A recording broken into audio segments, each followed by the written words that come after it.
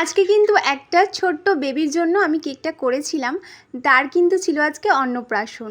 তো আমি একটা থিম কেক করার চেষ্টা করেছিলাম, যেখানে থালার মধ্যে ছিল ভাত, আলু ভাজা, পটল ভাজা, মাছ, তারপরে ছিল জল, ডাল, ধানদুব্বা, প্রদীপ, যা যা লাগে সবগুলো কিন্তু আমি একটা ছোট্ট ফন্ডেন্টের কাজের মাধ্যমে দেখিয়েছিলাম। তো জানি হয়তো প্রপার হয়নি, কিন্তু আমি নিজে চেষ্টা করব প্রতিনিয়ত আমার কাজটাকে আরও সুন্দর করে করার। কারণ কি বলো তো, ফন্ডেন্টের কাজ আমি এর আগে একবারও শিখিনি, কোথাও শিখিনি। যেইটুখানি ভিডিওতে দেখে বা আমার মা ছোট্ট ছোট্ট মাটির কাজ করতো, তো মা দেখিয়ে দিত কিভাবে করে, সেইভাবে এই কেকটা আমি রেডি করেছিলাম। তো তোমরা অবশ্যই জানিও এই কেকটা তোমাদের কেমন লাগলো।